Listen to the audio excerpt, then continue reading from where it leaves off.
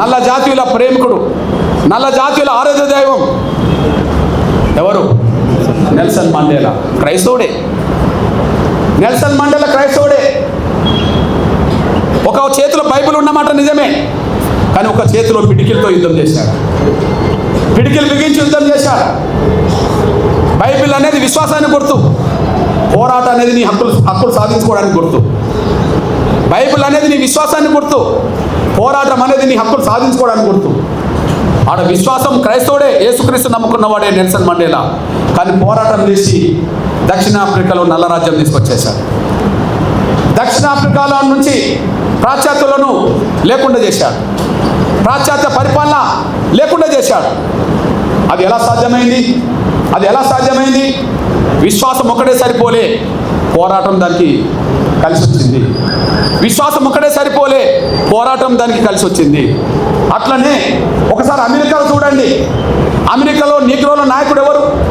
నల్ల జాతి వాళ్ళ నాయకుడు ఎవరు? Martin Luther king. ఆయన ఒక పాస్టరే కదా.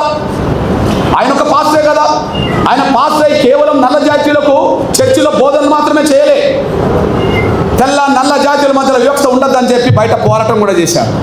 ఆ పోరాటం తెల్ల నల్ల జాతీయుల మధ్యలో వివక్ష లేని వ్యవస్థగా ఆడ రాజ్యాంగంలో రాయబడ్డది.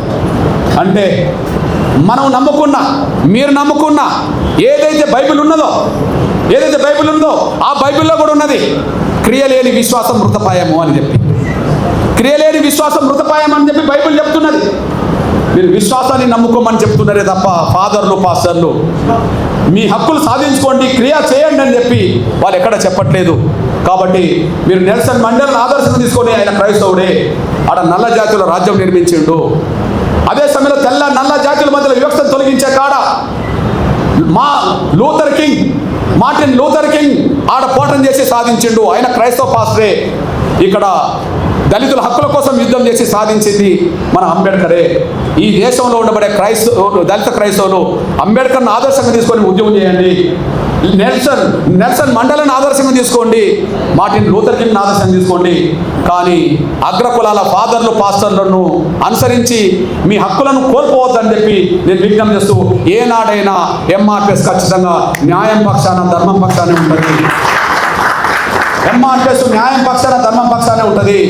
ఖచ్చితంగా ఏదైతే రాష్ట్రపతి ఆర్డర్ ఏదైతే ఉన్నదో 1950 ఏదైతే ఉన్నదో, ఇప్పుడు బౌద్ధులకు సరి చేసినట్టుగానే, అంతకుముందు సిక్కులకు సరి చేసినట్టుగానే ఖచ్చితంగా దళిత క్రైస్తవులకు, దళితుల్లో ఉండబడే ముస్లిం సమాజానికి కూడా ఖచ్చితంగా అది వర్తింపజేయాలని చెప్పి నేను విజ్ఞప్తి చేస్తూ, ఆ దిశగా పోరాటానికి మీరు ముందుకు వస్తే అండగుండడానికి మేము ముందున్నామనే విషయం కూడా మర్చిపోతారని చెప్పి గుర్తు చేస్తూ ముగిస్తున్నాను. ధన్యవాదాలు.